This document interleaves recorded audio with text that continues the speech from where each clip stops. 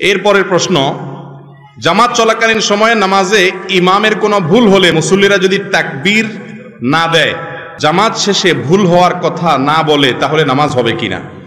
প্রথম কথা হলো তাকবীর দিবেন না, এটা ভুল প্রচলন। এদেশের 99% মানুষ এই ভুলটা করে।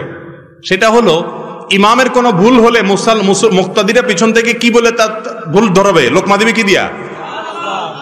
সুবহানাল্লাহ, মাশাআল্লাহ। আপনারা তো জানেন, দেখা যায় সব শিক্ষিত এবং দিনদার এবং আলেম ওলামা মানুষ এখানে, মাশাআল্লাহ। কিন্তু এদেশে বেশিরভাগ মানুষ নামাজের পরে পিছন দিয়ে কি বলে? আল্লাহু আকবার বলে। নবী করিম সাল্লাল্লাহু আলাইহি সাল্লাম বলেছেন, আত-তাসবিহু লির-রিজাল ওয়াত-তাসফিকু লিন-নিসা।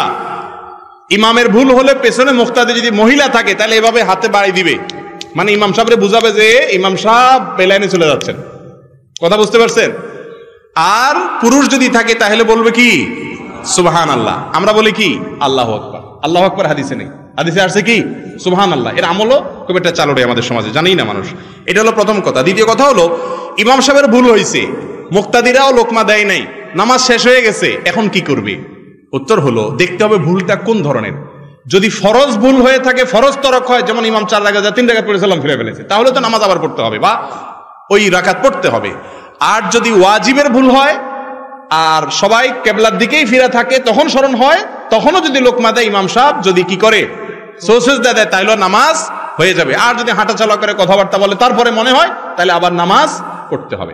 আর যদি সুন্নাতের ভুল হয় তাহলে সেক্ষেত্রে কিছুই করা লাগবে না, নামাজ হয়ে গেছে ইনশাআল্লাহ। এরপরে প্রশ্ন হলো, জুতা পরে জানাজার নামাজ পড়া